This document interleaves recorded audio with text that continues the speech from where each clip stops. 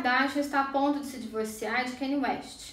De acordo com algumas informações, os dois estão em fase de negociação e o principal ponto da disputa é a casa onde eles moram, que custa 40 milhões de dólares. Que isso, né, gente? Pechincha, brincar por causa de brigar, né? Por causa de merreca. Baixaria.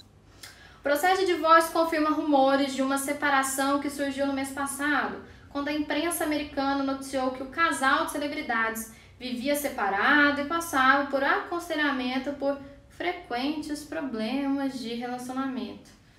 Eu sei bem como é isso, né? Assim, antes de casar, tem que saber o signo, tem que estudar, ver se é compatível. Se não bateu, gente, não insiste, entendeu? Fica a dica, o povo não valoriza sequer o ascendente daquele cidadão. Aí fica difícil, né? Me ajuda a te ajudar, me ajuda a ajudar Kanye West, enfim. Meus amores, sejam bem-vindos ao Conte a Pri. Hoje falaremos sobre o tema competência interna no processo civil, mais especificamente nos casos de divórcio, separação, anulação de casamento e reconhecimento ou dissolução de união estável. Não consigo fazer isso aqui. Imaginem se esse processo desse casal fosse no Brasil. Onde será que deveríamos distribuí-lo? Seria no foro privilegiado da mulher? Evidentemente que não, né, cabeção? O CVC não manteve o foro privilegiado da mulher para essas ações, que vinha previsto no antigo artigo 100, inciso 1, do Código de Processo Civil de 73. Aliás, até o dia 18 de março de 2016, o foro competente para o ajuizamento de uma ação simples de divórcio ainda era o do domicílio da mulher. A lógica, que além de considerar tão somente a família heteroafetiva, excluindo outras formas de família, era de conferir à mulher a qualificação processual de parte vulnerável e parte fraca na relação do divórcio, e era merecedora, portanto, de uma proteção pela lei processual. O critério era baseado exclusivamente no gênero da parte, ilustrando todo o alastramento do falso mito da superioridade masculina na construção e no desfazimento da unidade familiar.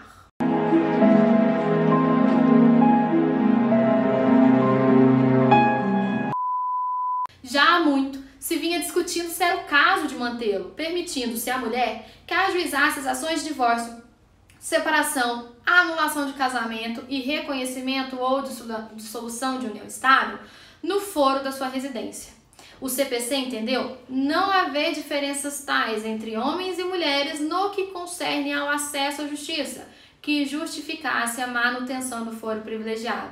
De fato, desde a edição do Código de 1973, passados 40 anos, aumentou significativamente o número de mulheres que gozam de independência econômica e financeira e que têm a mesma facilidade de acesso à justiça que os homens, o que tornava injustificável a manutenção deste privilégio em específico. A competência, portanto, para as ações mencionadas será, a priori, a do foro do domicílio do guardião do filho incapaz. Não é tão simples. O primeiro questionamento que daí se surge refere-se à dúvida se o dispositivo se refere à guarda fática ou à guarda jurídica exercida em face do filho à vida em comum.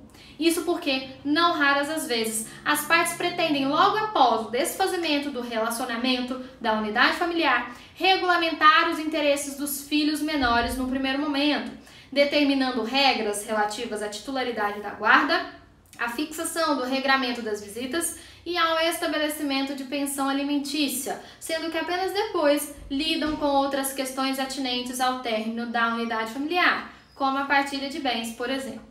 Conforme disposto no artigo 147 do Estatuto da Criança e do Adolescente, o foro competente deve ser o lugar onde se encontra a criança ou adolescente. Não há dúvidas, portanto, de que a melhor técnica interpretativa é aquela que considera como competente o domicílio do guardião de fato, ainda que a outra parte seja a titular da guarda jurídica do filho em comum. Questão menos simples a ser esclarecida e que gera maiores polêmicas se refere à hipótese de ter sido fixada em favor de ambos os pais a conhecida guarda compartilhada. Como então estabelecer o foro competente quando o legislador, ao estabelecer as regras de competência, levou em consideração tão somente o clássico instituto da guarda unilateral? Bom, para salvaguardar os interesses do filho que fica submetido à guarda compartilhada, o Código Civil determinou que fosse sempre designado o domicílio base do menor nos seguintes termos. Na guarda compartilhada, a cidade considerada base de moradia dos filhos será aquela que melhor atender ao interesse dos filhos. Cabe ressaltar ainda que é possível se deparar com a hipótese de que a decisão que fixou essa guarda compartilhada tenha deixado de estabelecer o domicílio base da criança, por N fatores, da criança e do adolescente.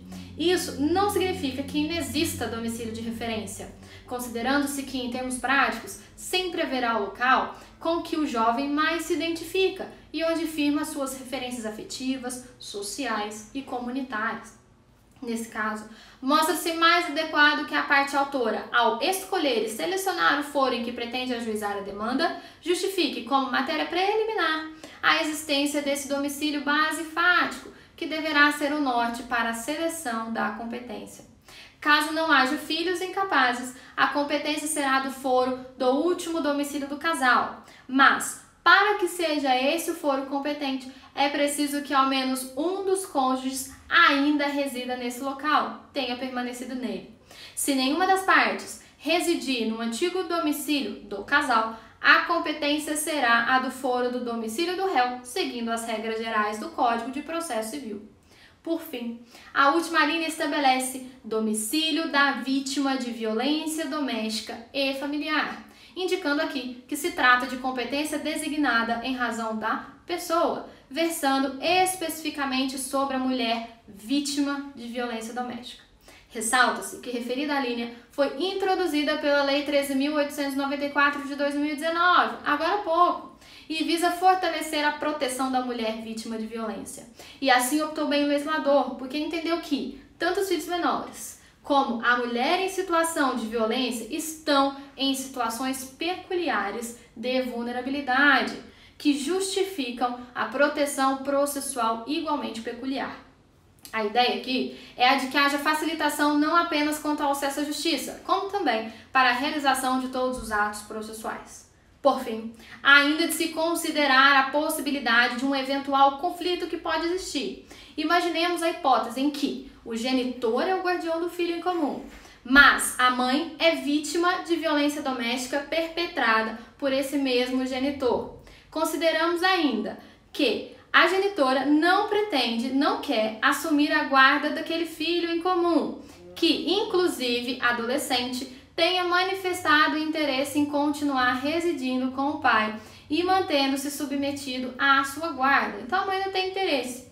Haveria nessa situação um aparente conflito e choque de normas de competência que prevê a proteção do filho menor e aquela que estabelece proteção à mulher em situação de violência, considerando-se que em ambas as hipóteses se qualificam em razão da pessoa protegida e possuem caráter absoluto e inderrogável. Nesse sentido, o artigo 13 da Lei nº 11.340 de 2006 estabelece que, ao processo, ao julgamento, à execução das causas cíveis e criminais decorrentes da prática de violência doméstica e familiar contra a mulher, aplicar-se-ão as normas dos Códigos de Processo Penal, Processo Civil e da legislação específica relativa à criança, ao adolescente e ao idoso, que não conflitarem com o estabelecido nessa lei. O dispositivo, portanto, enuncia de forma expressa o critério de especialidade que deve prevalecer quando se deparar com eventual choque e conflito de regras, dentre as quais há de competência como ora discutido. O dispositivo é taxativo ao estabelecer preferência para a proteção da mulher, inclusive quando houver referências às regras protetivas da criança e do adolescente. Bom, deu por hoje, né? Já falamos bastante sobre divórcio, sobre questão de união estável, deu preguiça aí de divorciar, deu preguiça de divorciar daquele cidadão que não lava o próprio copo que usa, que ronca a noite inteira. Deu, né? Terapia, amor. Terapia. Se você é religioso, reza, tá? Reza. Bastante. Bom, beijos e a gente se vê já na quarta que vem com o ECA, Estatuto da Criança e do Adolescente. Que babado esse negócio do Kanye West, né? Que coisa. Vou emprestar 40 bilhões pra eles. Eu não gosto de ver casal brigando por pechincha, por merreca. Vou emprestar, viu?